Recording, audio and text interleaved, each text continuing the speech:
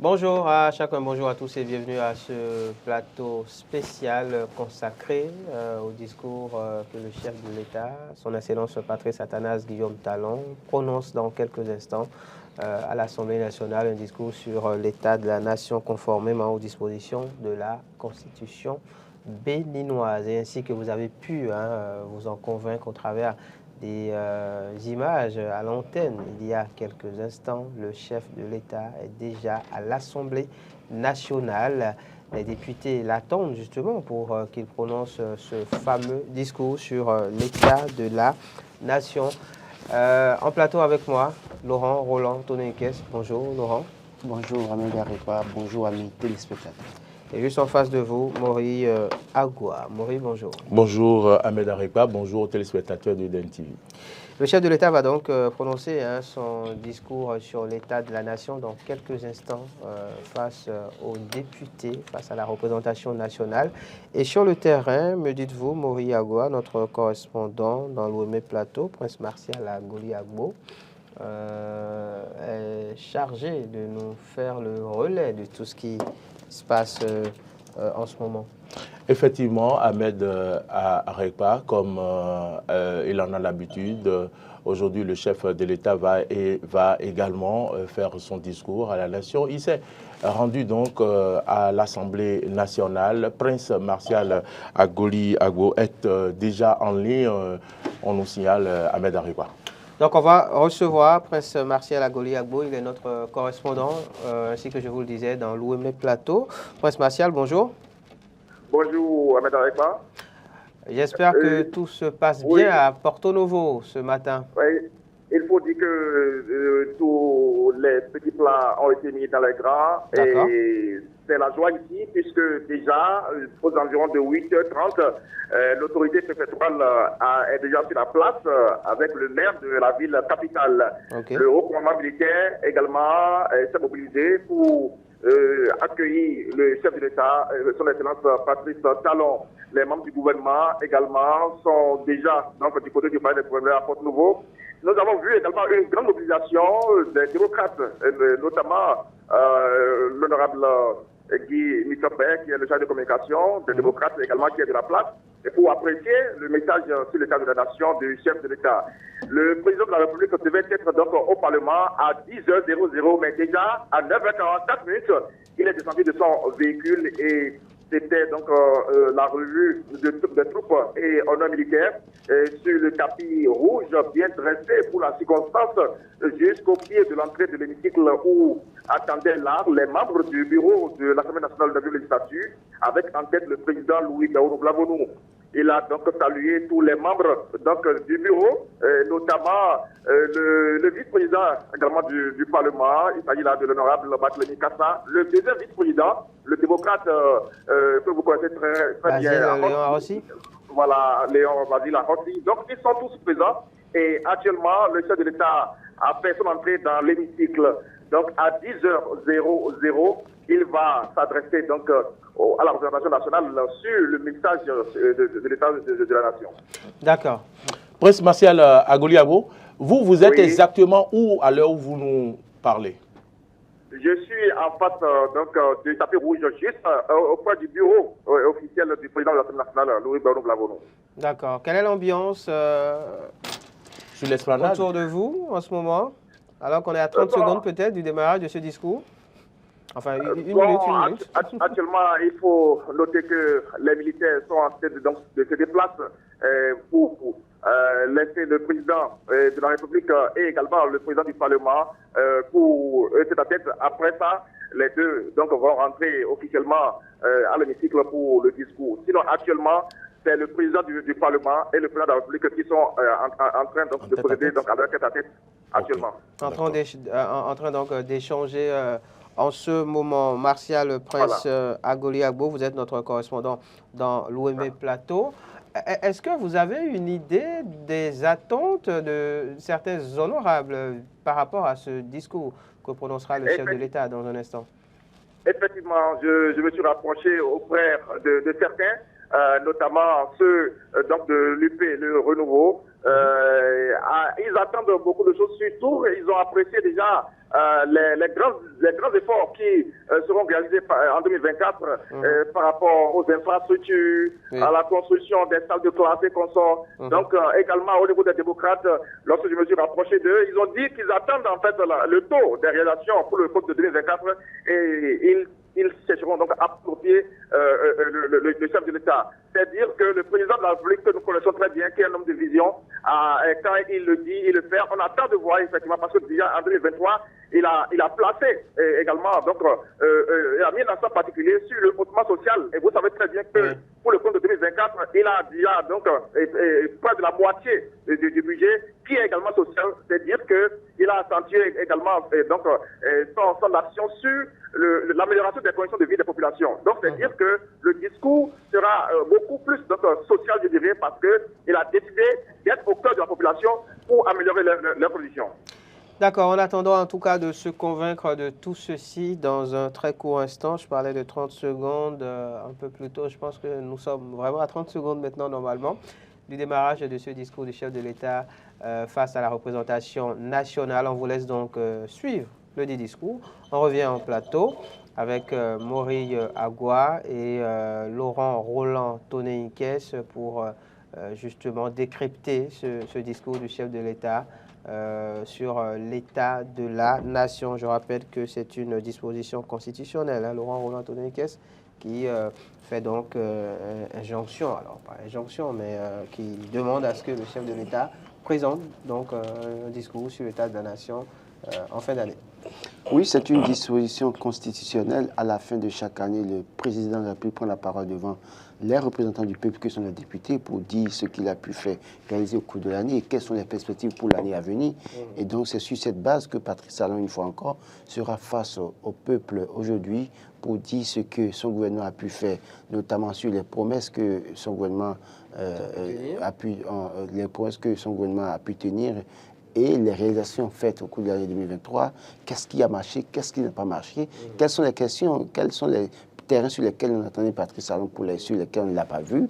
Donc certainement, il donnera des réponses à ces questionnements des Béninois. Et maintenant, en 2024, comment est-ce que ça va se passer? Non pas seulement en 2024, parce que nous tendons vers la fin de son second dernier mandat. Et donc, qu'est-ce qu'il entend faire pour être élevé à la fin de son mandat, comme il l'avait dit lui-même par le passé. Donc, c'est autant de questions sur lesquelles Patrice Talon doit pouvoir revenir aujourd'hui. Les attentes sont diversifiées parce que Laurent Roland Tonneikes, que nous y sommes, le chef de l'État va démarrer son discours à l'Assemblée nationale. On va le suivre. Non, me dit à nouveau la régie. Bon, finalement, D'accord. On va donc poursuivre en attendant que tout soit prêt de l'autre côté. Oui, Laurent. Donc, je disais, les attentes sont diversifiées. Quand vous prenez les députés de la mouvance présidentielle, ils vous diront qu'ils sont satisfaits à bien des égards sur tout ce que le gouvernement a fait et que certainement, ils espèrent mieux peut-être d'autres choses. Mais les démocrates vous diront certainement qu'ils ne sont pas satisfaits sur tout ce qui s'est passé et qu'ils estiment qu'on pourrait faire mieux à la tête du pays. Donc, autant de choses. Je pense que nous y sommes. Et cette fois, pour de bon, voici le discours du chef de l'État sur l'état de la nation. On se retrouve derrière.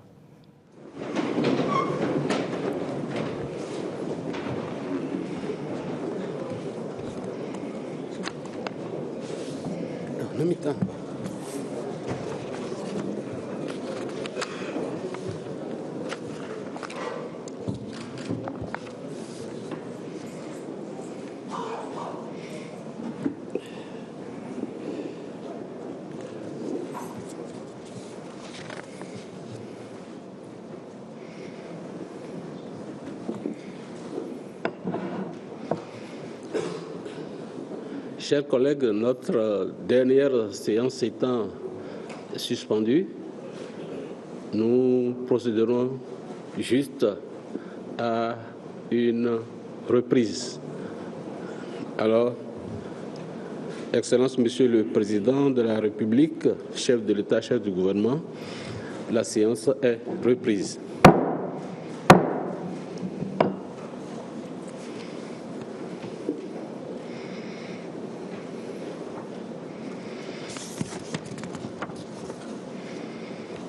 Alors, Monsieur le Premier secrétaire parlementaire, veuillez nous lire et l'article 72 de la Constitution. Merci, Monsieur le Président. Article 72 de la Constitution. Le Président de la République adresse une fois par an un message à l'Assemblée nationale sur l'état de la nation. Il peut aussi, à tout moment, adresser des messages à l'Assemblée nationale. Ces messages ne donnent lieu à aucun débat. Ils peuvent toutefois inspirer les travaux de l'Assemblée nationale. Fin de lecture, Monsieur le Président. Merci.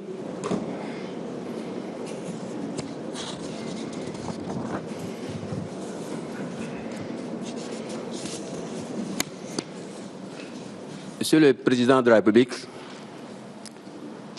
chef de l'État, chef du gouvernement, chef suprême des armées, Monsieur le Président de l'Assemblée nationale, Mesdames et Messieurs les membres du bureau, Mesdames et Messieurs les ministres, Messieurs les présidents de groupes parlementaires et de commissions, honorables députés, distinguées personnalités, membres du cabinet du chef de l'État, Madame la préfète du département de Lomé, Monsieur le maire de la ville de Porto-Novo, Mesdames et Messieurs les responsables de l'administration parlementaire et du cabinet du président de l'Assemblée nationale, toute préséance et commodité protocolaire considérées, Mesdames et Messieurs, sacrifiant à la tradition républicaine et conformément aux dispositions constitutionnelles, le président de la République présente ce jour, devant la représentation nationale, son message sur l'état de la nation. La cérémonie sera essentiellement marquée par le message du chef de l'État. La suspension de la séance mettra fin à la cérémonie. À présent, je voudrais très respectueusement inviter Monsieur le Président de l'Assemblée nationale à bien vouloir prendre la parole pour son mot introductif. Monsieur le Président. Merci. Monsieur le Président de la République, chef de l'État et chef du gouvernement, honorables députés à l'Assemblée nationale, chers collègues, distingués invités en vos rangs et qualités, si pour certains parmi nous, l'adresse du président de la République sur l'état de la nation est un exercice coutumier, il n'en demeure pas moins qu'elle est une première pour d'autres.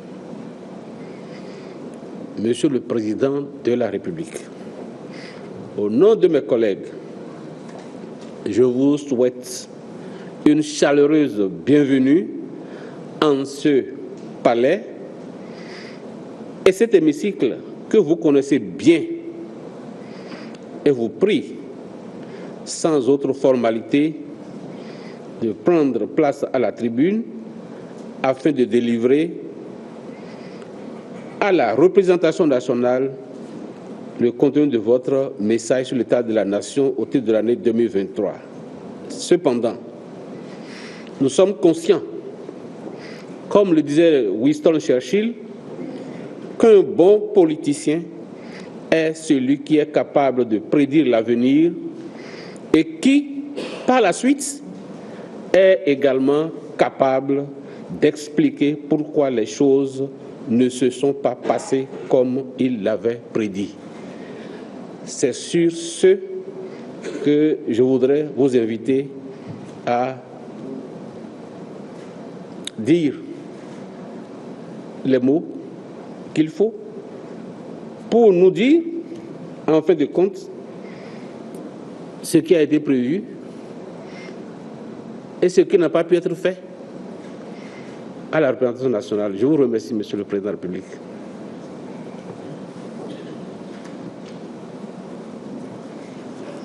Allez-y. Absolument.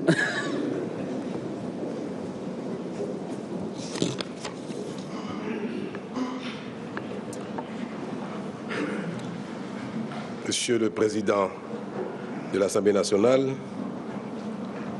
Mesdames et Messieurs les députés,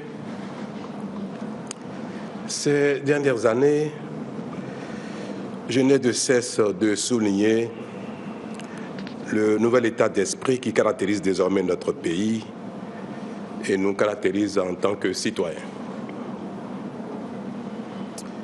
Celui de nous laisser porter par un vent nouveau, fait de détermination, d'optimisme, de rigueur, de foi en l'avenir. Cet état d'esprit, c'est celui de ne jamais renoncer face aux difficultés, mais d'y voir un motif pour amplifier nos efforts en vue de la satisfaction de nos besoins. C'est celui également de demeurer convaincu que dans notre quête du meilleur pour nous-mêmes et davantage pour les générations futures, plus rien ne nous est impossible et que nos efforts seront couronnés par le bien-être collectif et individuel tant recherché. C'est pour cela que, quand bien même la situation dans le monde ces 12 derniers mois n'est pas des plus reluisantes, pas plus que dans notre pays, nous avons œuvré à préserver la paix, les libertés et la démocratie sans renoncer à la nécessaire bonne gouvernance. Avec ces acquis qui continuent d'être des données fondamentales de notre communauté de destin et les échanges politiques entre acteurs de tous bords, dans la convivialité et l'esprit républicain, nous entretenons un vivre ensemble qui nous est envié. Cette quiétude n'est cependant pas absolue, car au plan sécuritaire, nous continuons d'être préoccupés du fait notamment de la dégradation de la situation chez certains de nos voisins.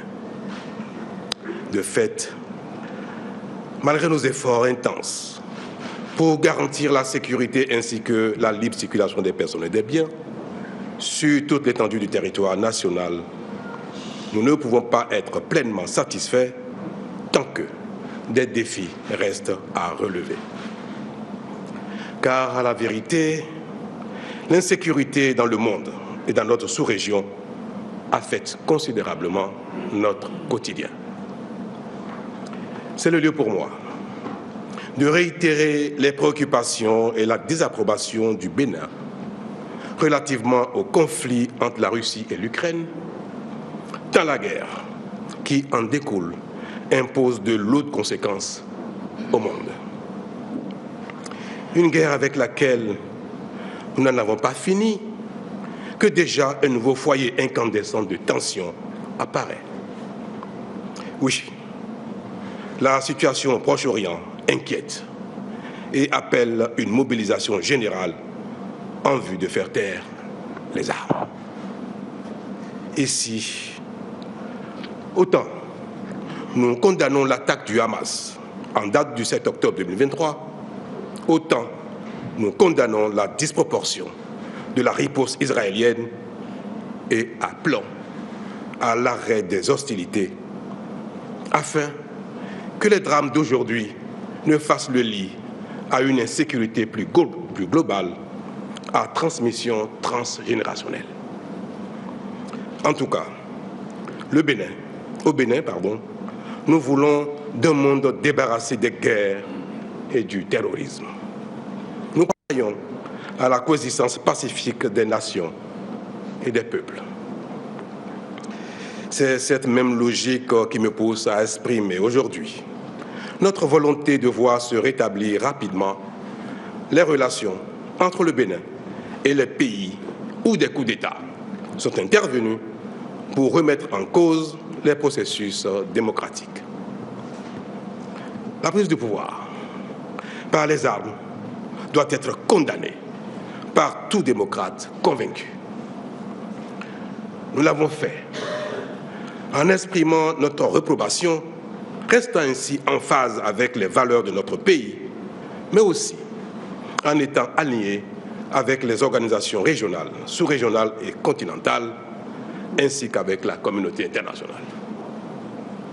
Il est clair cependant que le Bénin n'a jamais voulu ni souhaité que les sanctions imposées par les instances communautaires ou internationales aient pour effet de compliquer le quotidien des populations et de leur rendre la vie encore plus difficile.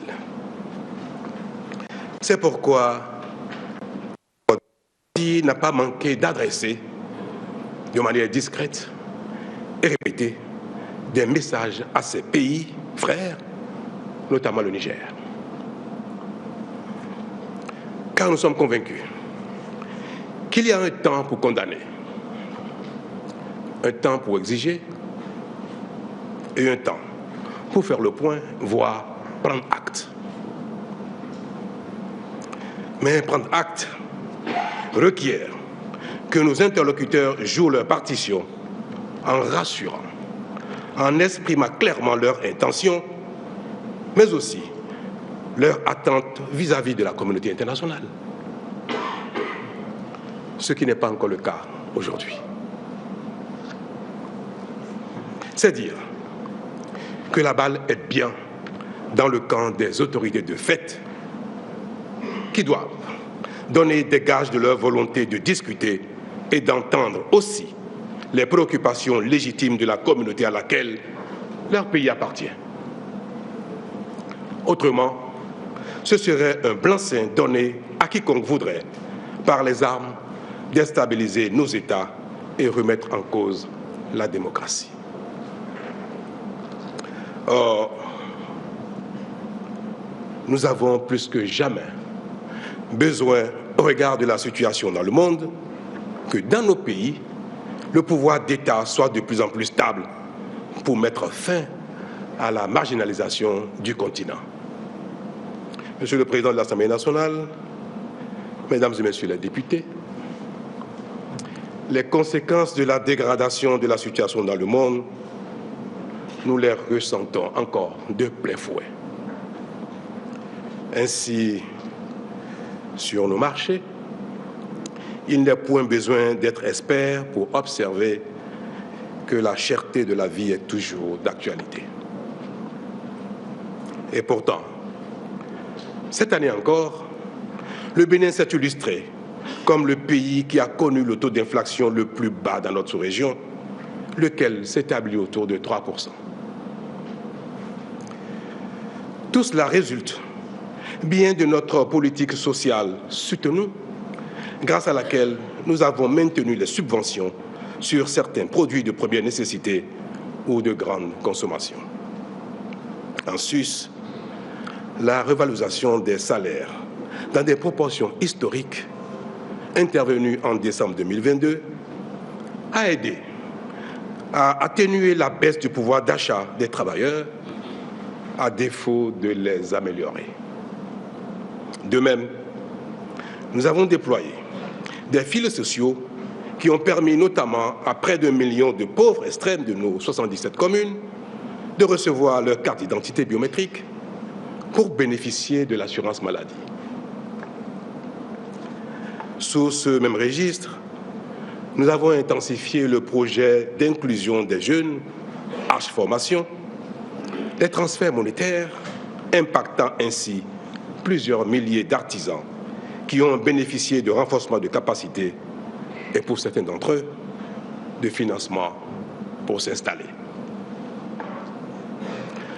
En ce qui concerne spécifiquement les microcrédits, dont le nombre de bénéficiaires s'accroît considérablement, notre pays est classé premier de l'UMOA en matière d'inclusion financière. Mieux, une dotation de 12 milliards de francs CFA est prévue pour 2024 pour l'octroi des crédits de 50 000 à 100 000 francs CFA en vue d'optimiser les effets de ce programme. Déjà, les pratiques ont considérablement changé. Nos mères, nos femmes et nos sœurs en particulier, ne sont plus obligées de se parer d'uniformes qui leur coûtent une partie du prêt obtenu, de s'exposer au soleil, de prendre des journées entières en vue de louer de soi-disant bienfaiteurs. Il est vrai que le souci de transparence et la volonté de mettre fin à l'instrumentalisation de leurs difficultés, voire de leur chosification, entraînent aussi des désagréments. Mais nous travaillons à y remédier.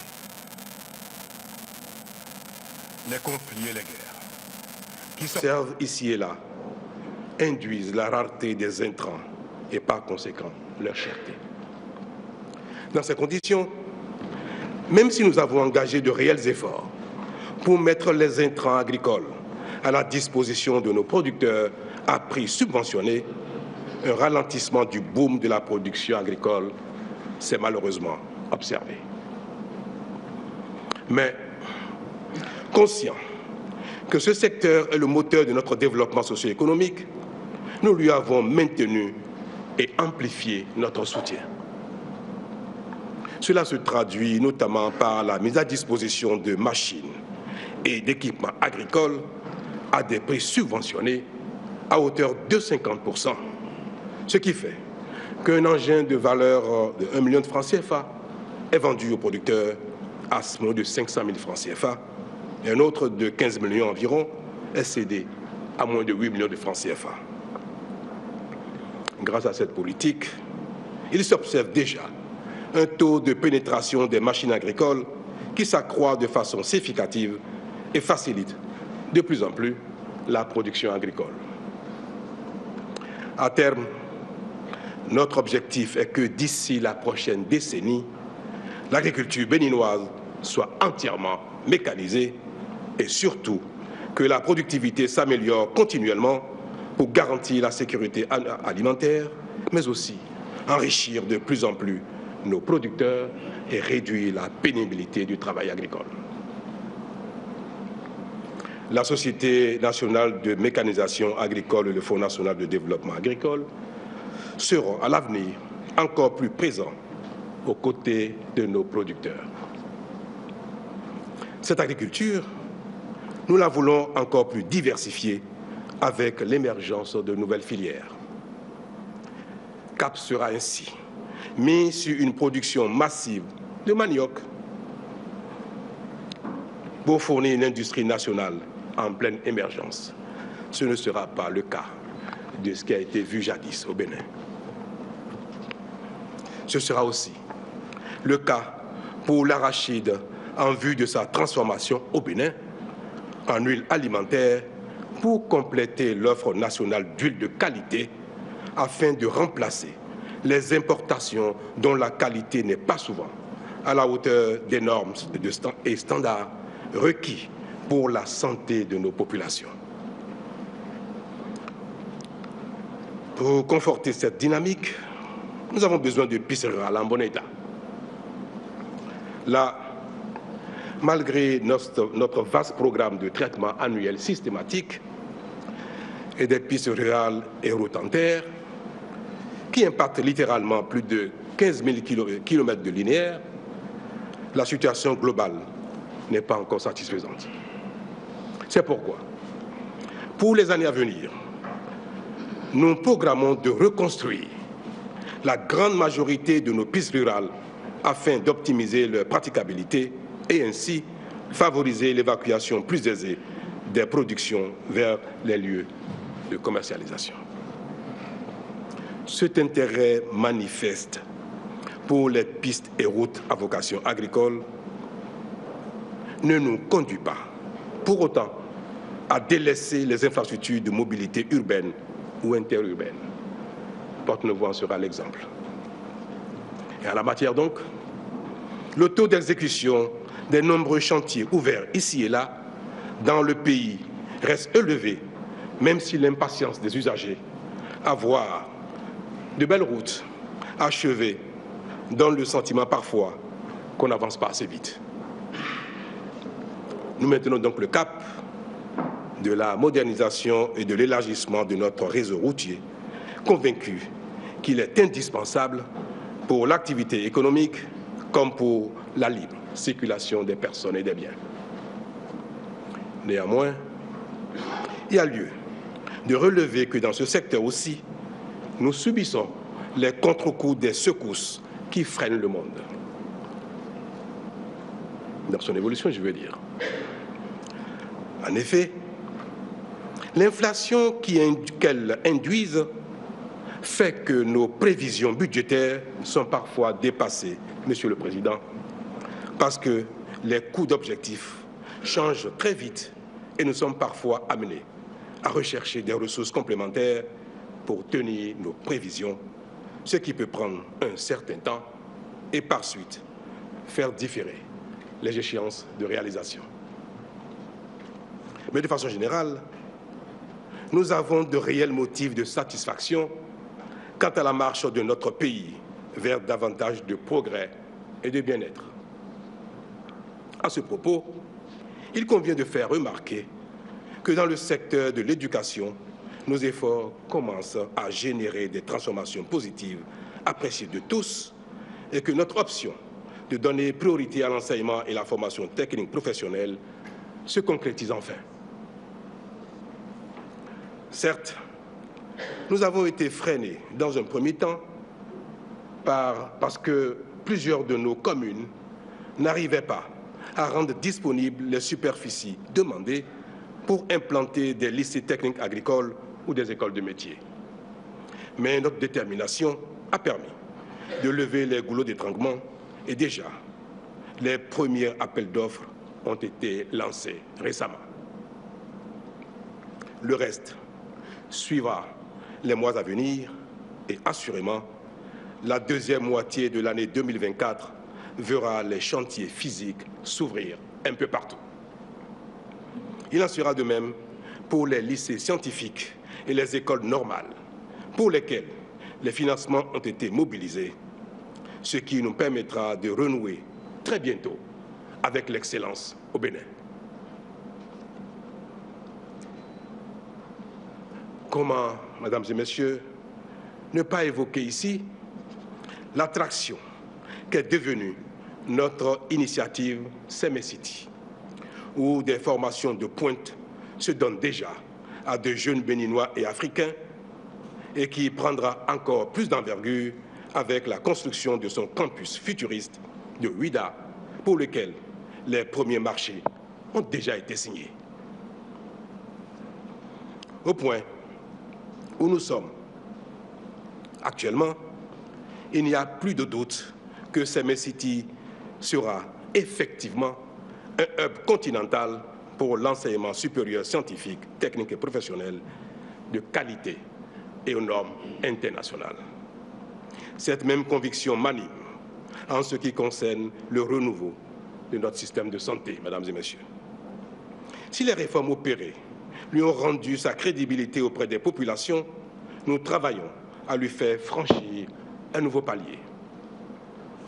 Avec les recrutements importants effectués et ceux à venir, avec la réhabilitation de nos hôpitaux et centres de santé, avec l'achèvement et la mise en service courant 2024 du Centre hospitalier international de Calavi, il va sans dire que nos populations auront de plus en plus accès à des soins de qualité partout sur le territoire national. La construction de l'hôpital de Togben, sans oublier la mise aux normes des plateaux techniques existants et l'amélioration des pratiques hospitalières y contribueront aussi. Des prestations de qualité, c'est ce que nous sommes aussi en droit d'espérer en matière d'accès à l'électricité et à l'eau potable. S'agissant tout particulièrement de l'électricité, grâce aux infrastructures de production que nous avons réalisées, la consommation des ménages a explosé dans tout le pays, tout comme d'ailleurs celle des entreprises. Ceci traduit évidemment une belle dynamique dont nous devons nous féliciter, même si nous connaissons encore beaucoup de désagréments. Il s'ensuit que l'existant doit être renforcé par des équipements confortatifs. Là-dessus, je voudrais vous rassurer, mesdames et messieurs les députés, que des travaux gigantesques sont déjà en cours pour que d'ici à 2025, une amélioration notable puisse s'observer dans la fourniture et la qualité de l'énergie au Bénin. Ce sera pareil en matière d'eau potable. Là aussi, les réalisations historiques que nous faisons en milieu rural, comme dans les villes, autorisent à espérer une embellie remarquable de la qualité des services délivrés. Dans tous les cas, les perturbations observées et les insatisfactions du moment ne doivent pas nous faire perdre de vue le chemin déjà parcouru qui atteste que nos efforts payent et que nous devons les maintenir pour une satisfaction optimale de nos besoins. Les désagréments de ces jours-ci ne doivent pas nous faire douter de notre capacité à franchir toutes les étapes, toutes les difficultés dans notre pays. Mesdames et messieurs les représentants de la nation, s'il y a un secteur qui symbolise bien le Bénin révélé, en dehors de tout ce que le nouvel état d'esprit permet de réaliser, c'est celui du tourisme, de la culture et des arts. Ici, chacun voit, qu'il soit sur le territoire national ou en dehors, qu'une dynamique nouvelle s'installe. Une effervescence réelle est perceptible parce que notre pays rayonne de plus en plus. Il en sera davantage ainsi avec les réceptifs hôteliers de premier plan déjà réalisés ou en cours de réalisation, les musées en construction, Porte-Nouveau en est le témoin, les infrastructures de toutes sortes dont les travaux ont démarré et qui vont définitivement donner une identité forte au secteur. Au titre de celle-ci, figure le quartier culturel et créatif de Cotonou, qui sera, je vous en donne l'assurance, une véritable attraction dans la ville de Cotonou.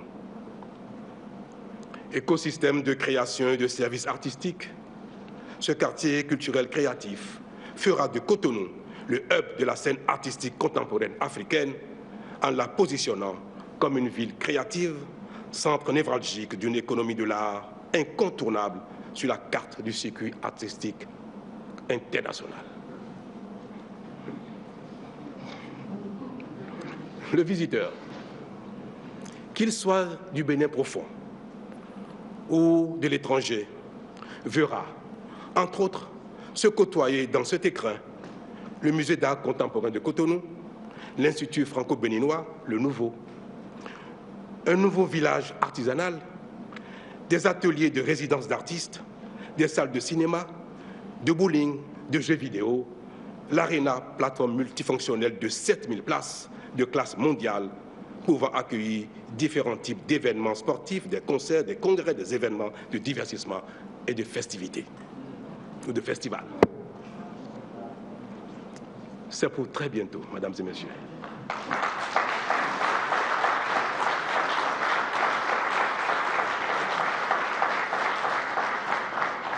Ainsi, au-delà de la satisfaction de nos besoins propres, ces installations amélioreront considérablement l'attractivité de la destination Bénin. Dans ce cadre, les travaux pour la bonne et entière connectivité numérique à l'intérieur du territoire et avec l'extérieur se poursuivront à un rythme satisfaisant, même si cela génère parfois des déviances, comme la cybercriminalité. Parfois, l'excès, le bien, entraîne des déviances. Mais le plus important, mesdames et messieurs, le plus important étant l'utilisation positive que nous en ferons ou que nous en faisons, tout en combattant vigoureusement les délits et crimes qui s'y développent.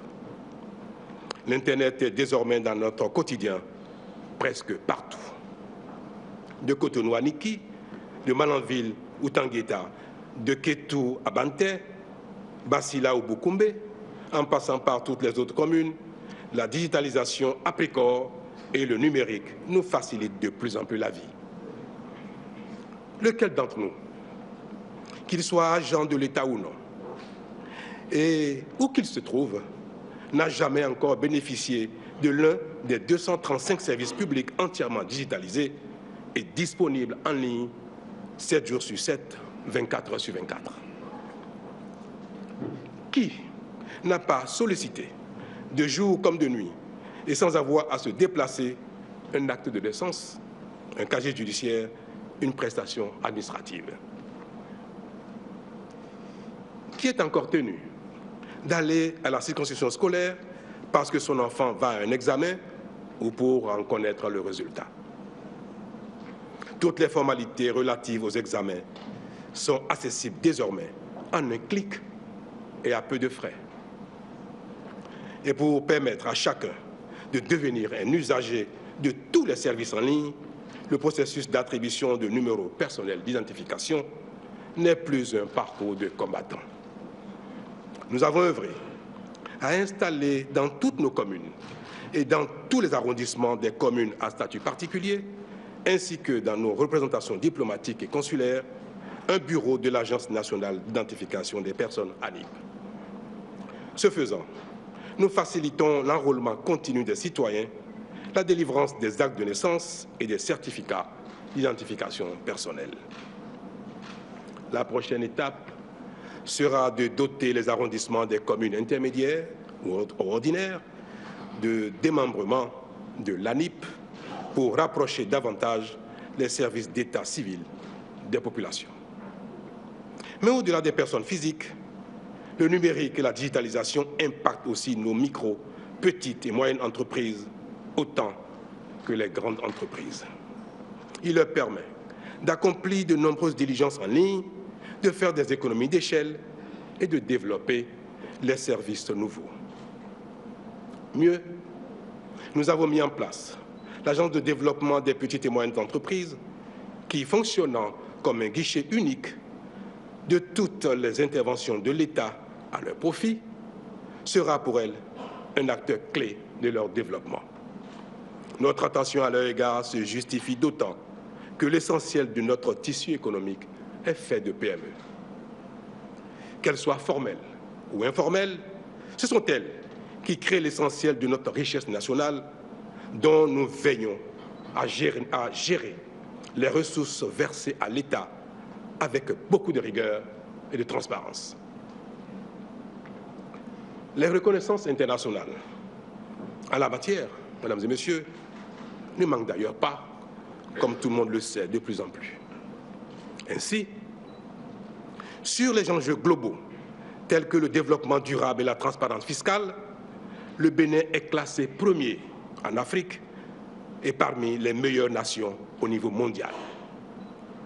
En effet, en juin 2023, l'Organisation des Nations Unies a classé notre pays premier en Afrique et 5e dans le monde pour l'indice qui mesure la capacité des États à générer des solutions pour le développement durable et à respecter leur engagement.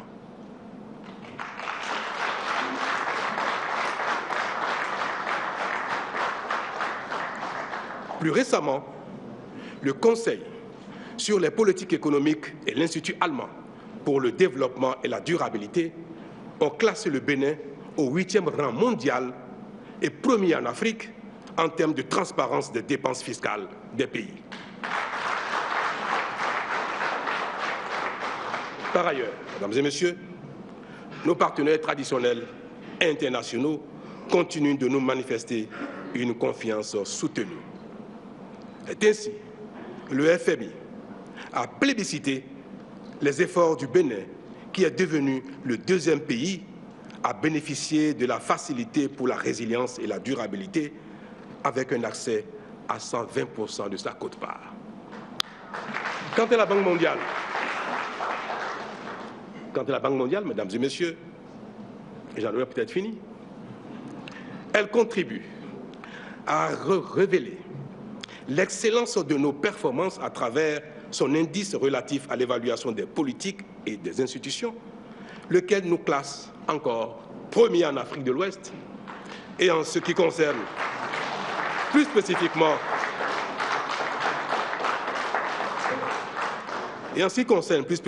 le volet politique économique, premier dans toute l'Afrique.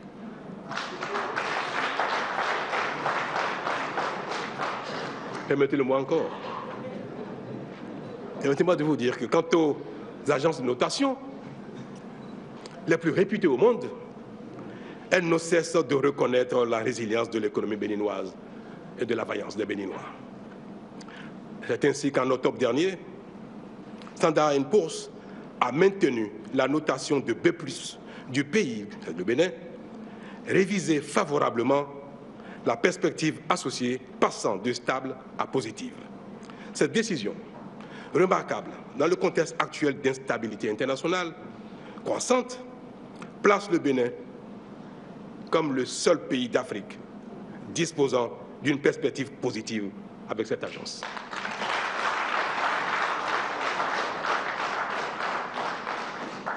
Mesdames et Messieurs, Monsieur le Président, ces performances ne sont pas le fruit du hasard. Elles relèvent bien de nos efforts collectifs et je voudrais en partager le mérite avec la nation tout entière.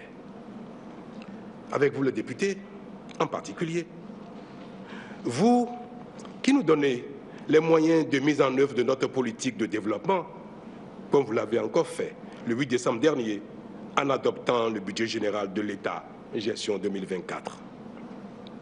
C'est dire, Monsieur le Président, que même si parfois nos prévisions ou nos prophéties ne se réalisent pas entièrement, nous sommes quand même sur le bon chemin. L'essentiel dans une nation, c'est que tout le monde soit sérieux, notamment les gouvernants. Les efforts des uns et des autres sont de nature à produire le développement collectif. Et quand les gouvernants sont sérieux, la nation se met davantage au travail et les résultats s'observent. C'est le cas du Bénin. Monsieur le Président, Mesdames et Messieurs les députés, pour gérer nos ressources donc, pour bien gérer nos ressources, vous et nous faisons les efforts nécessaires et c'est ce qui nous permet de faire des investissements conséquents pour assurer toujours plus de sécurité à nos populations. C'est cela qui nous a permis, par exemple, de recruter 3500 jeunes sur titre au profit des forces armées béninoises en 2023, 2000 autres pour la police républicaine, puis de renforcer leurs capacités opérationnelles et logistiques, notamment par l'acquisition d'équipements de pointe, dont des vecteurs aériens. Tous ces efforts ont pour objectif d'accroître leur résilience, de maintenir leur morale au beau fixe, en vue de leur permettre de se consacrer efficacement à leur mission régalienne. Toute chose qui suscite de la part de nos partenaires un regain d'intérêt manifesté par leur soutien remarquable. Mesdames et Messieurs les députés, il est un domaine dans lequel nos efforts étonnent aussi et suscitent admiration.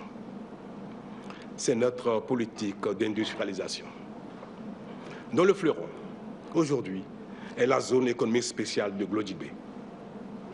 J'en parle avec fierté, car je suis convaincu qu'il y a 3 ans, quand j'annonçais ce chantier lors de ma tournée de reddition de comptes, très peu y croyaient, y compris dans nos propres rangs.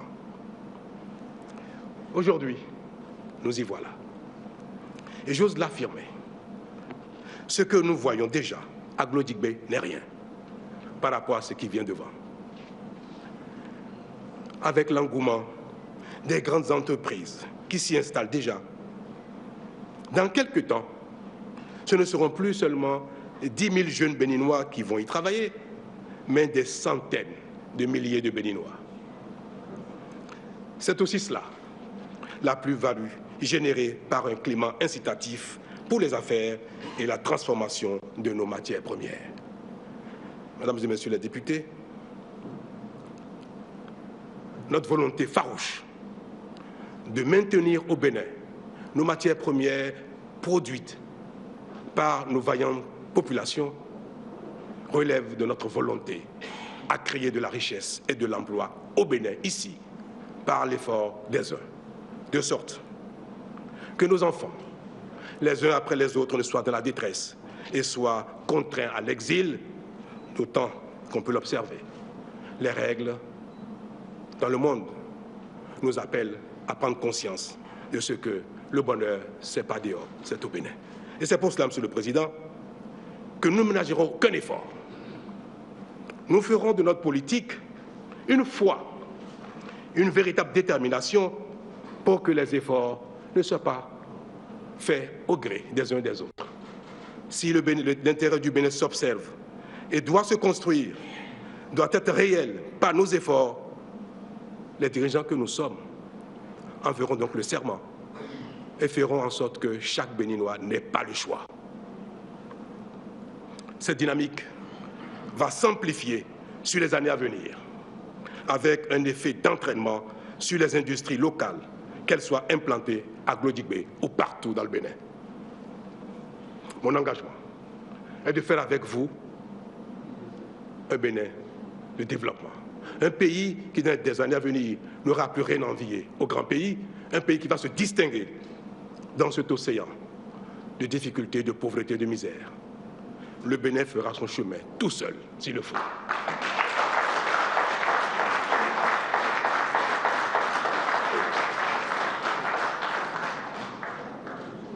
Et c'est pour ça, mesdames et messieurs, que nous travaillons à renforcer l'efficacité de l'appareil judiciaire à travers la poursuite des recrutements des professionnels qui l'animent, mais aussi par la spécialisation de nos juridictions. Ainsi, avons-nous opérationnalisé la Cour d'appel de commerce de Cotonou et la Cour spéciale des affaires foncières pour plus d'efficacité. C'est cette recherche d'efficacité au profit de tous qui nous a conduits à préparer un projet de loi sur l'aide juridique qui vous sera soumis incessamment et qui permettra à nos citoyens, surtout les plus démunis, de bien défendre leurs droits devant nos juridictions. Mesdames et messieurs, qui, ici, se plaindrait du fait que le développement de notre pays se réalise de façon méthodique et ordonnée? Qui ne voudrait pas que l'amélioration de nos conditions de vie soit durable et planifiée sur plusieurs générations? C'est pour ces raisons que nous avons introduit devant vous un projet de loi cadre sur la planification du développement et l'évaluation des politiques publiques et que nous avons lancé le processus de formulation de la vision Bénin 2060 pour laquelle nous projetons notre pays dans le temps à l'horizon de ses 100 ans d'âge. Notre rôle n'est pas de gouverner seulement pour le présent, mais surtout pour l'avenir. Enfin, malgré nos tendances politiques différentes qui font que nous pouvons diverger sur les méthodes, l'on devrait être unanime pour tirer la conclusion que patiemment, avec méthode et sérieux, le Bénin se construit sans tapage, sans pose de première pierre.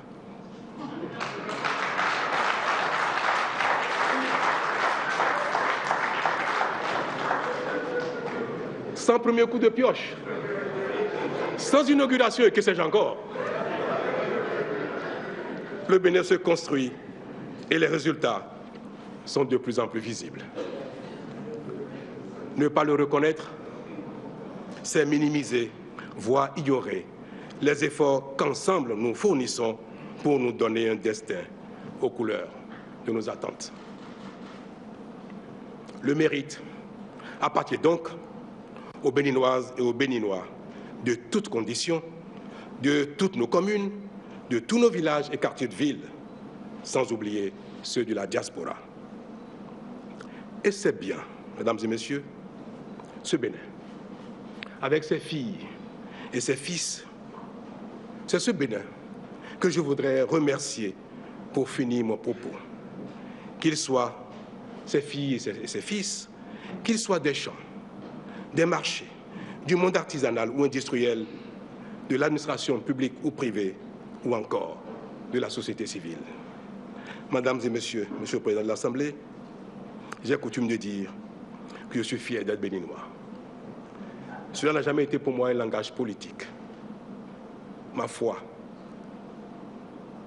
mon espérance en notre pays, en nous-mêmes, à chacun de nous, est réelle. Et je voudrais à cet effet vous remercier les uns les autres, remercier le Parlement qui me donne les moyens, remercier le Bénin qui me donne le bonheur d'entretenir cette espérance. qui me donne la raison de croire que de mon vivant, je verrai de mes yeux un Bénin développé. Merci.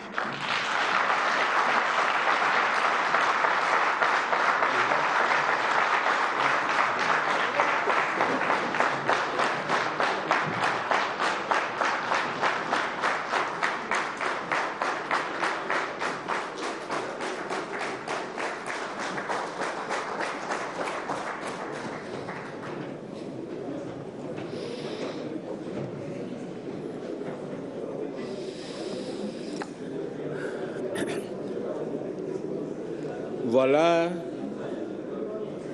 et chers collègues, le message que vient de délivrer le président de la République devant notre auguste Assemblée et au-delà d'elle, à tout le peuple béninois que nous représentons. Pour rappel, conformément à l'article 72 de la Constitution, le message du président de la République sur l'état de la nation ne donne lieu à aucun débat. Je vous invite donc à vous forger une opinion susceptible de nourrir l'ordre du jour de nos séances à venir. Monsieur le Président de la République, votre message a été bien reçu. D'ailleurs, les standing ovations que nous avons observées montrent à suffisance que la représentation nationale a été satisfaite. Je ne doute point qu'il inspirera nos travaux pendant les jours à venir et tout au long de l'année 2024. C'est pourquoi je voudrais remercier le chef de l'État pour son attachement à la lettre de notre loi fondamentale, socle de la... Retour en plateau pour la suite de cette émission spéciale consacrée au discours du chef de l'État sur l'état de la nation, conformément aux dispositions de la Constitution béninoise. Patrice Talon était donc face aux députés à l'instant, délivrant son message sur l'état de la nation. Avec Laurent Roland Tonekes et Maury Agua, on va tenter de décrypter à présent ce discours, ce message. Première remarque, vous me direz si je me trompe, chers collègues et confrères, un discours plutôt long, enfin, à comparer aux habitudes du chef de l'État. Oui, pour une première fois, un discours du chef d'État assez long, parce que la plupart du temps, il reste dans la trentaine de minutes. Oui, mais là, la trentaine. Oui, là, on est au-delà de 40 minutes, et donc pour une première fois, un discours assez long. C'est vrai que vu le nombre, les sujets abordés et les détails apportés dans ce discours, c'était bien normal que ce soit un discours long. D'accord. Maury Agua. Oui, on peut comprendre qu'au fil des années, les réalisations s'augmentent et donc le chef de l'État a plus à dire. Quand il prenait le pouvoir, il n'avait pas encore impacté, donc pas beaucoup de choses à dire, mais au fur et à mesure que les années passent, il y a de la matière, il impacte le pays et donc le discours s'allonge. Attendons-nous peut-être à un discours de 50 minutes, d'une heure l'année prochaine. On peut espérer avoir un discours de 2 heures en 2026. Et en fin de mandat, un discours de 2 heures. Pour la sortie, oui. Allez, plus sérieusement, Laurent Roland Tonekes, oui, un discours d'un peu plus d'une quarantaine de minutes. Qu'est-ce qu'on retient concrètement au sortir de ce message? Alors, je crois que j'ai un sentiment partagé en suivant ce discours du chef de l'État. bien satisfait sur des aspects. Il a abordé plusieurs. Oui, sur des aspects abordés. Il faut avouer que quand il parle de la dématérialisation aujourd'hui, c'est un acquis pour le peuple béninois. Je l'ai dit, j'ai été surpris de voir la Côte d'Ivoire aussi développée, mais qui n'a pas encore dématérialisé les services publics dans une certaine mesure. Donc c'est un point positif à l'actif du gouvernement. Il a parlé des filets sociaux, par exemple. Également, oui, plus d'1 million de ménages aujourd'hui qui sont satisfaits. Il y a les transferts monétaires qui sont faits à travers, à l'endroit des jeunes filles pour les maintenir à l'école. Il y a beaucoup de choses qu'il faut apprécier également. H-formation, il en a parlé. Oui, H-formation, j'ai vu des gens, et puis ça, j'ai suivi de très près parce que j'assure la communication d'un groupe d'artisans. J'ai pu voir que l'H-formation est assez, le volet H-formation est assez actif et dynamique sur le terrain pour former les artisans.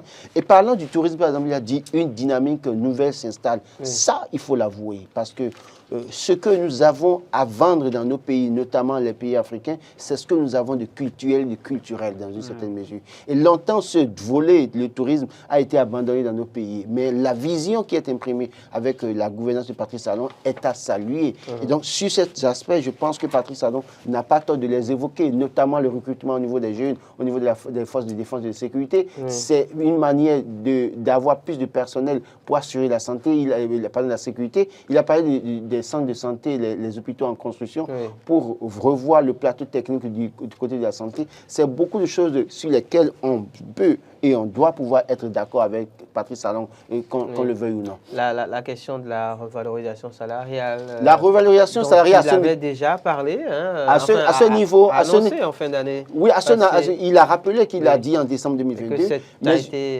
C'est effectif. Oui, il a dit, mais le problème pour moi, sur ce côté, sur cet aspect précis, je pense qu'il faut que le chef de l'État revoie la situation des travailleurs sous convention et des travailleurs des collectivités territoriales. C'est très important parce que c'est des gens qui vont sur le même marché que les autres. Donc, c'est vrai de rappeler qu'il y a eu une revalorisation salariale en 2010, en 2022, mais il va falloir se pencher. Donc, sur cette question, par exemple, il faut être honnête et dire que Patrice Talon a fait un travail assez important, notamment la construction des routes, des infrastructures. Il a dit, ça fait rire, d'accord, oui, dans une certaine mesure, mais je crois que dans cette assemblée, il y a bon nombre de personnes qui, malheureusement, étaient sous Boniaï, ont aussi fait des poses de première pierre, ont aussi fait ont donné les coups de pioche également. Donc, ils sont nombreux dans cette assemblée à applaudir, malheureusement, toute honte bue, parce qu'en fait, ils sont partie prenante et intégrante de la gestion de Boniaï, mais aujourd'hui ils applaudissent parce que Patrice Talon le dit. Et donc il faut préciser que oui, le chef d'État l'a dit, beaucoup de choses se font sans tambour, sans trompette, sans pose de première pierre. Oui, c'est ce que je dis. Je suis d'accord. Il faut le préciser. Je suis d'accord qu'il le dit. Non, j'ai vu avec quel empressement certains députés. On t'applaudit. Sachant qu'ils sont aussi ils sont comptables de ce fait, de ce qui a été fait donc si c'est un point positif, je suis d'accord avec Patrice Talon. Seulement que je suis un peu scandalisé, un peu choqué. Avant le seulement, et si on parlait aussi des efforts, par exemple, dans le domaine de la mécanisation de l'agriculture. Oui, justement. Moriagoua, le chef de l'État, l'a également abordé. Effectivement, si vous me permettez, je retiens de façon globale que le chef de l'État, dans son discours, a abordé plusieurs aspects, notamment le vivre ensemble, la sécurité. Il a parlé également de social, mais aussi de l'économie, sur le plan économique, ce qui a marché et ce qui n'a pas marché. Il l'a évoqué, mais notamment, il a exprimé sa fierté par rapport à la première place qu'occupe le Bénin en ce qui concerne le classement de l'UMOA, en matière d'inclusion financière. Le chef de l'État a abordé les aspects en ce qui concerne les infrastructures au Bénin. Mais avant, il a parlé de l'agriculture et pour donc réussir à à faire déplacer les produits agricoles, il faut des pistes rurales. Évidemment. Et donc, un accent particulier a été mis sur les pistes rurales. Il a exprimé sa fierté par rapport à l'industrialisation qui, par la GDIZ, va permettre aux gens d'avoir de l'emploi, de s'installer, d'investir au Bénin. Je retiens principalement que pour le chef de l'État, le Bénin n'est pas dehors. Le bonheur, j'allais dire, n'est pas dehors. Voilà. Le bonheur est au Bénin. Mais aussi, le Bénin se construit sans coup de pioche, sans tapage, sans pose de première pierre, et sans inauguration, oui. Alors, sans cérémonie d'inauguration. Voilà, Laurent Roland Tonekes, autre fierté du chef de l'État, Mori Agua en parlait, les nombreuses distinctions du Bénin au plan international par différentes institutions. On a vu le chef de l'État en parler avec beaucoup de fierté. Ça fait penser notamment à ce qu'on a pu voir l'année passée lors de son discours sur l'état de la nation quand il parlait de la revalorisation salariale, par exemple. Alors, je reviens d'abord sur la question des matières premières dont parle le chef de l'État. On dit qu'on va transformer nos matières premières au plan national, d'accord? Mais à quel prix on veut transformer ces matières premières? À quel prix? Veut-on transformer au prix, en tout cas, du bonheur des industriels ou bien du bonheur des paysans qui produisent? Parce que la manière dont la question du soja a été gérée, ça n'encourage pas les paysans. On passe. Mais vous parlez de la fierté du chef de l'État à parler des distinctions au plan national. J'ai vu un chef de l'État assez surexcité, fier, non, très fier, satisfait, pendant que des Béninois souffrent. Nous parlons de FMI, nous parlons de Banque mondiale, nous parlons de notation Standard & Poor's, d'accord? Nous parlons de 8 mois, d'accord? Mais comment est-ce que ça se ressent dans la vie du Béninois? Comment est-ce que ça se ressent dans la vie de la femme du marché? Comment ça se ressent dans la vie de l'artisan? Comment est-ce que ça se ressent dans la vie du journaliste que je suis, dans une certaine mesure? Le chef de l'État est fier parce que, oui, au sommet, c'est des gens qui sont à l'abri de certains problèmes, parce que mais dans la vie du Béninois lambda, dans la vie du paysan, il a parlé de mécanisation en parlant de machines agricoles, qu'on peut céder, la machine qu'on peut céder à 1 million, à moins de 500 000 francs. Mais allez questionner les producteurs sur le terrain. La réalité n'est pas exactement ce que dit le chef de l'État. Donc, moi, j'estime que sur certaines questions, je veux être sincère pour dire, sur des questions essentielles, oui, Patrice Talon a fait un bond assez qualitatif pour notre pays. Mais sur d'autres questions, il y a matière à réfléchir. Alors, et à se dire la vérité pour dire, là, ça n'a pas marché. Oui. Alors, Mori Agua, le chef de l'État, dans son discours, a tout de même reconnu qu'au plan national, la cherté de vie a toujours cours. Même si au préalable, on a eu l'impression qu'il a tenté de le justifier. Alors, ça répondra certainement plus ou moins à Laurent Roland Tonekes. Il a tenté de le justifier par justement des crises exogènes comme celle entre l'Ukraine et la Russie, mais également la crise sécuritaire dans la sous-région. Israël et les Hamas. Oui, Israël et Hamas, puis la crise sécuritaire dans la sous-région, notamment la question des jeunes au pouvoir qui peuvent justifier cet état de choses. On reconnaît que le chef de l'État tient quand même à la paix et à la sécurité, ce qui fait quand même qu'il évoque ces sujets, non seulement en début de discours, ce qui se passe loin de notre pays, mais également proche autour de nous. Le chef de l'État également tient à la démocratie d'après son discours. Il tient à la démocratie, à la liberté. Mais également, oui, vous étiez en train d'en parler, il a évoqué l'aspect concernant la vie des populations. La cherté de la vie qui se ressent. Si le gouvernement n'avait pas pris conscience qu'il y a des mal-donnes, le gouvernement n'aurait pas pu continuer par financer ces femmes-là. Et il faut reconnaître, à César ce qui est à César, reconnaître le mérite à celui-là qui a eu l'idée de créer cette initiative de financer les femmes. Je ne veux pas appeler de nom, mais tellement le projet est intéressant que le projet a été pérennisé.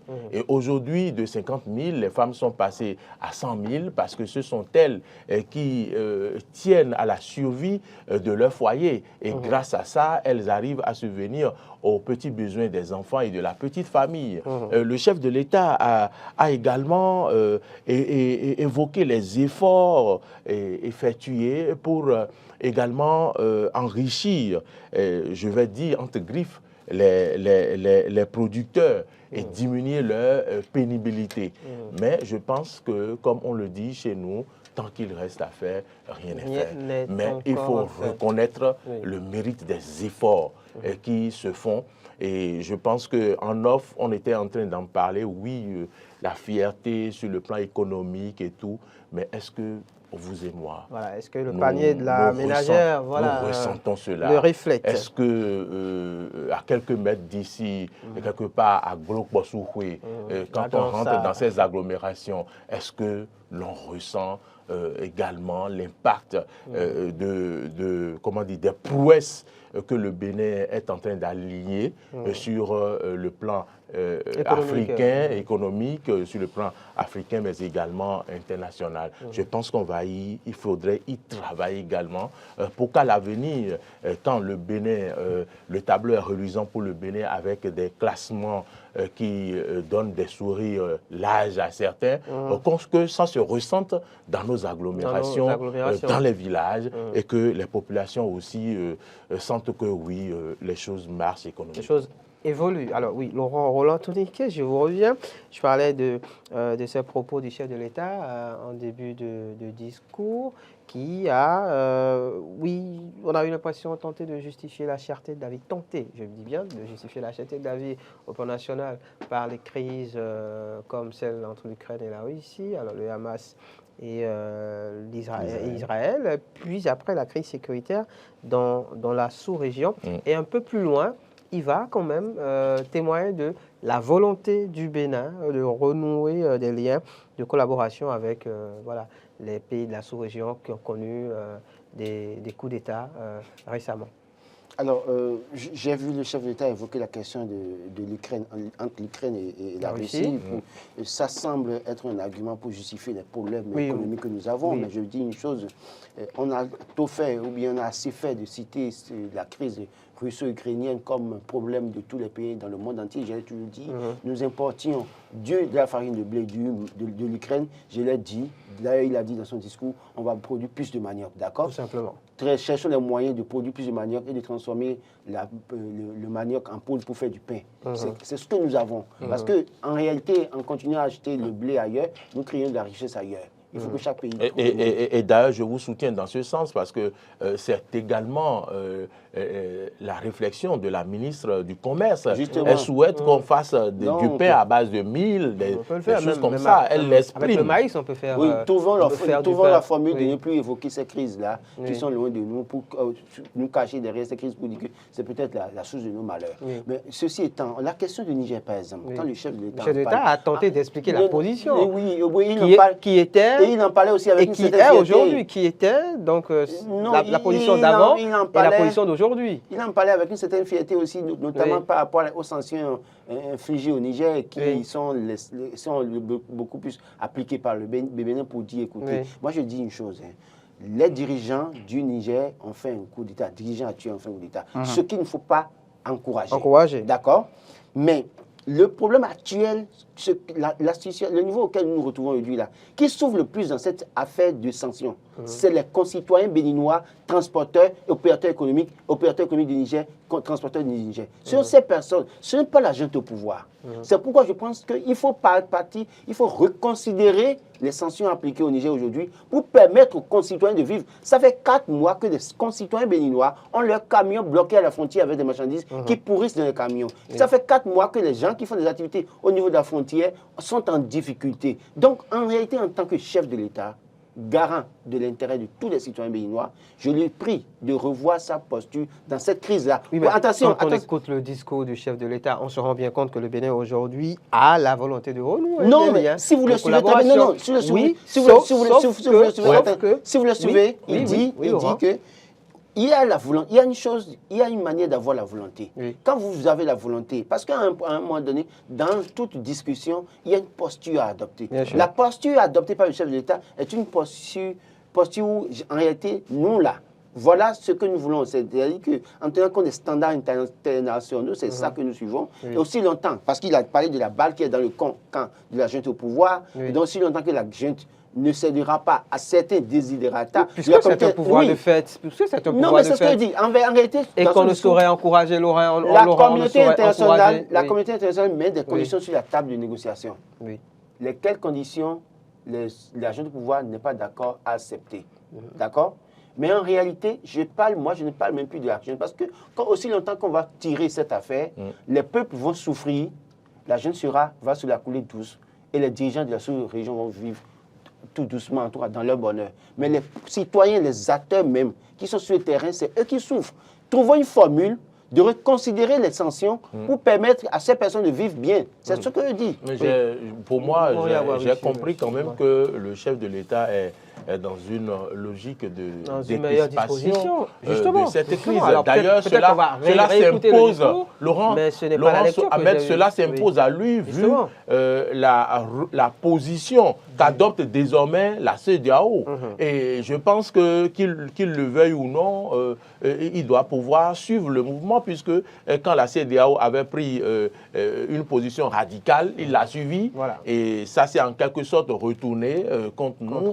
Et quand la CEDEAO revoit sa position, il se doit de revoir sa position et de revenir en de meilleurs sentiments, et pour que les choses changent autrement. Ce sera pour quand même le bonheur justement des populations béninoises la vie reprenne nigériennes entre le Niger et le Bénin. Oui, en tout cas, l'impression que j'ai eue, c'est celle-là. On réécoutera peut-être le discours pour voir si à un moment ou à un autre, il y a eu quelques mots placés pour, on va dire, tromper la vigilance des uns et des autres. En attendant, oui, dans ce discours, un mot de culture aussi quand même. Laurent, Roland, Tony Niquet, on ne saurait partir sans ça. Du tourisme. Un mot de culture, de tourisme. Le chef de l'État, on a aussi parlé avec beaucoup de fierté. Oui, à ce niveau, la création du quartier culturel et créatif à Cotonou, par exemple, qui devrait être un hub envié par tous sur le continent. La construction d'une aréna aussi de 7000 places pour des événements, des spectacles, festivals et autres. À ce niveau, il me semble qu'il doit être le premier Béninois être très très content et très fier du chef de l'État béninois. Je l'ai dit et je ne le dirai jamais assez. Je ne suis pas un quand on sait que vous avez beaucoup milité également en amont pour la restitution des biens, même si on n'en parle pas suffisamment. Mais ce n'est pas un problème. C'est-à-dire que, oui, j'ai fait ce que je dois faire à un moment donné, puis ça passe à autre chose. Moi, je le dis, notre tourisme, notre culture est à valoriser. À qui veut l'entendre, je le dis encore, je suis chrétien évangélique assumé. Mais quand je vais en Chine, je vais voir la richesse culturelle de la Chine. Quand je vais en Turquie, je vais voir ce que la Turquie a à me vendre sur l'histoire, en réalité, l'Empire ottoman. Donc, il y a ça que je dois vendre. Quand je vais en Inde, je dois aller voir, comment vous appelez, la divinité, Bouddha. Donc, quand je vois tout ça, Krishna, voilà. Quand je viens au Bénin, je veux vendre quoi? C'est vrai que dans toute culture, il y a un point positif et un point négatif. Évidemment. Il y a toujours des personnes malveillantes qui exploitent négativement les cultures pour détruire. D'accord? Mais dans la même culture, il y a des gens qui l'utilisent de façon positive pour donner de la valeur à leur pays. Et donc, je ne peux pas citer le nombre d'Afro-descendants que je connais qui sont déjà venus au Bénin, à qui j'ai fait visiter Alada chez moi, en racontant l'histoire de tous les vêtus, aller à Abomey et tout ça là. Et d'ailleurs, même on est 21 aujourd'hui, le 23 déjà. Je dois descendre à Alada avec une équipe encore également, pour leur expliquer l'histoire, leur raconter l'histoire d'Alada, l'histoire d'Abomey. Donc, pour vous dire quoi, sur cet aspect-là, nous avons beaucoup dormi, et longtemps dormi au Bénin. Parce que ça, là, nous devons vendre ça. Quand vous allez, mais je descends à Genève, on me dit, vous venez de Bénin, du Vaudou. Je descends à Istanbul, je vais à Istanbul, et puis on ne parle pas ici. I'm from Benin, et on dit Vaudou country. Donc ça, même si quelque part, il y a des personnes malveillantes qui ont utilisé le vaudou pour détruire à un moment donné, c'est qu'à un moment donné, un touriste qui vient dans un pays, c'est une chaîne. D'abord, l'avion qui atterrit à l'aéroport verse une tasse dans la caisse de l'État. Il sort de l'aéroport, il prend un taxi. Le taxi a de l'argent pour nourrir sa famille. La station va vendre du carburant. Il va à l'hôtel, l'hôtelier gagne de l'argent. La bonne dame du marché vend les conteneurs parce que ceux qui vendent des objets d'art, voilà, la cuisine va aller s'approvisionner au marché pour faire manger à ce touriste. Les objets d'art, les gens vont vendre. Et quand ils viennent dans le pays, d'ailleurs, à un moment donné, il y a des gens qui viennent dans ce pays-là qui ont envie d'investir. Pour étudier justement les opportunités d'investissement. J'ai envie de citer 2-3 exemples. Des touristes qui ont aidé des gens dans ce pays, qui ont installé des choses. Pas possible. Un touriste, un monsieur américain qui est venu ici en 2015, pendant que j'étais dans la perspective de la restitution des biens, avec Louis Jospin, président du Grand Bénin, on était tous trois à l'Agence béninoise pour la réconciliation et le développement, à ABRD aujourd'hui, Agence nationale de la promotion et du développement du tourisme, ANPT, c'était ABRD, Agence béninoise pour la réconciliation et le développement. L'Américain était là. Lui, qu'est-ce qu'il fait? Des Américains afro-descendants cotisent de l'argent. Et lui demande maintenant, allez investir ça au Ghana, au Bénin, au Nigeria, au Togo, au Sénégal. Et ce monsieur a créé ce fonds et est venu créer une entreprise de Bénin ici. C'est inconnu du grand public. Donc des choses se passent pour dire, aujourd'hui nous avons besoin de valoriser notre tourisme. Et ça, pour ça, je dis, le chef de l'État a une très bonne vision et sur la question, je serai d'accord avec lui. En tout cas, aussi longtemps que les choses se feront aussi correctement dans ce domaine.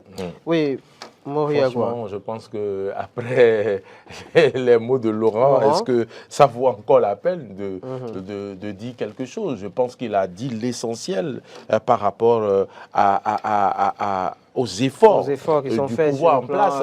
Et le chef de l'État a compris très tôt que c'est le tourisme qui sera peut-être notre deuxième pourvoyeur de l'économie nationale, puisque le tourisme a permis à la Tunisie de se développer, de se faire respecter. Et je pense que nous pouvons le faire. L'Égypte, la France, voilà. Par exemple. La France donc, les exemples engrange beaucoup de ressources dans le secteur du tourisme. Donc je pense que nous avons tout ce qu'il faut pour nous enrichir au lieu de tout attendre du port autonome de Cotonou. Et donc, le tourisme, c'est une source d'attraction, de devises, comme l'a dit Laurent, où les gens peuvent apporter beaucoup d'argent. Les efforts se font et la vision est connue. Le gouvernement sait là où il faut aller. Le chef de l'État sait quelle impulsion donner pour atteindre les résultats. Donc, frottons-nous les mains sur ce plan. Il s'agit pour le gouvernement, en tout cas, de travailler donc à construire beaucoup d'infrastructures en la matière. Le chef de l'État en a cité quelques-unes. Alors, l'initiative des Vodou Days, par exemple, qui s'inscrit totalement dans ce registre-là. L'objectif, c'est d'améliorer l'attractivité du Bénin. Le chef de l'État qui n'a pas manqué de parler. On va finir, Laurent. L'aréna que le chef de l'État annonce, qui soit 7 000 places. Vous voyez, la dernière fois, il y a eu des échanges entre Digwe Cravate de la Côte d'Ivoire et une artiste gabonaise qui demandait à Digwe quand est-ce qu'il viendra encore au Gabon. Et il disait, mais vous n'avez pas de salle de spectacle. Ça a énervé la gabonaise. Pour dire quoi? Au Bénin, aujourd'hui, quand on parle il y a la mythique place, le mythique centre de spectacle de la Côte d'Ivoire, j'oublie son nom, qui m'échappe. Le palais de la culture. Le palais de la culture. Il faut des choses du genre. Là où ils font bonjour, parce qu'aujourd'hui, quand on veut faire quelque chose, on dit palais de congrès. On veut faire quelque chose, on dit palais de congrès. C'est combien de places? Allez, avec l'Arena, 7 000 places. Le chef de l'État a parlé également, a dit un mot par rapport à la cybercriminalité. Oui, la cybercriminalité qui est une conséquence des efforts effectués sur le plan de la dématérialisation. Lorsque nous faisons des efforts pour que celui qui se trouve à Kouandé puisse avoir accès à l'Internet comme celui qui est dans les grandes villes, je pense quand même que la conséquence immédiate, c'est également l'autre revers qu'est la cybercriminalité. Malheureusement. Il en a parlé. Il n'est pas allé plus loin. Dans le détail, il n'a pas parlé des dispositions mises en place pour mettre fin à ce fléau. À cette pratique. Le chef de l'État qui a parlé aussi des recrutements au niveau donc, de la police républicaine, au niveau de l'armée. C'est à l'actif du gouvernement, c'est très important parce qu'on a besoin de plus en plus de personnel de sécurité, de défense pour pour vivre dans la quiétude, dans Bien cette sûr. vie. On voit, hein, quand on vient au boulot tous les matins, on voit des jeunes policiers sortis de l'école au niveau des carrefours. Justement. C'est assez dissuasif aujourd'hui. Surtout que nous sommes en période de fête. Le chef de l'État n'a pas occulté l'éducation. Oui. L'éducation. Oui, c'est vrai il a parlé des lycées. Oui, c'est vrai qu'en 2022, il disait que d'ici la fin de l'année 2023, qu'on aura des lycées. Malheureusement, sur la question, je l'attendais. Heureusement, il a expliqué ce qui s'est passé. Il a expliqué les difficultés par rapport aux terres qui devaient être mises à disposition par les communautés. On attend 2024 pour voir si ça va être effectif.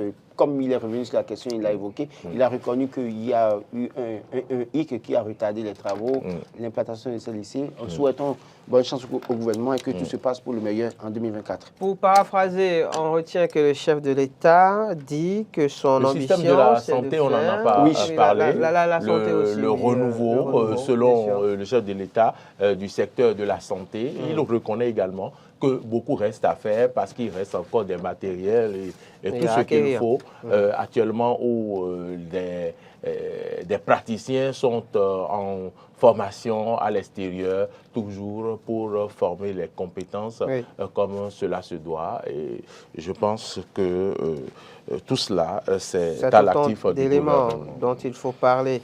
L'ambition du chef de l'État, en tout cas, il a dit clairement, c'est de faire du Bénin un pays qui se distingue, un pays envié. Alors, ce qui va peut-être fâcher d'aucuns, quitte à faire son chemin tout seul. Voilà. Faire son chemin tout seul. Tout seul, ce qui, je pense que c'est un lapsus, comme on le dit. On est dans puisque le Bénin ne peut pas. Aucun pays ne peut vivre en autarcie. Non, ce qui est sûr, il a dit s'il le faut. S'il le faut. S'il le faut. Il a dit s'il le faut. Seulement qu'il faut. Ça veut dire s'il le faut. Non, s'il le faut. S'il y a des gens qui veulent. Il faut lui rappeler que nous sommes dans un monde de globalisation. Le Bénin ne saurait se développer tout seul. Bon. Le chef de l'État le sait, le chef de l'État le sait. Quitte à le faire tout seul, donc s'il le faut, ben, le Bénin le fera tout seul, ce chemin qui le conduira. Quitte à le faire tout seul, si des gens veulent nous fermer la frontière. Ben voilà. C'est la fin, c'est déjà la fin de ce numéro spécial, enfin de cette émission spéciale consacrée donc au discours du chef de l'État sur l'état de la nation. Bon, mais Patrice Talon, qui était face aux députés. J'attendais un peu le chef de l'État, peut-être sur le domaine qui nous concerne, peut-être les médias.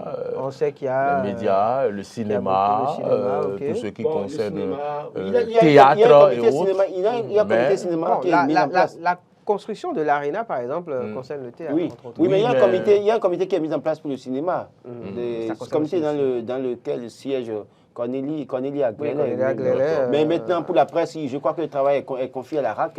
Ce que moi, peut-être ce sur quoi j'attendais le chef de l'État, c'est peut-être se prononcer sur cette affaire de grâce ou amnistie.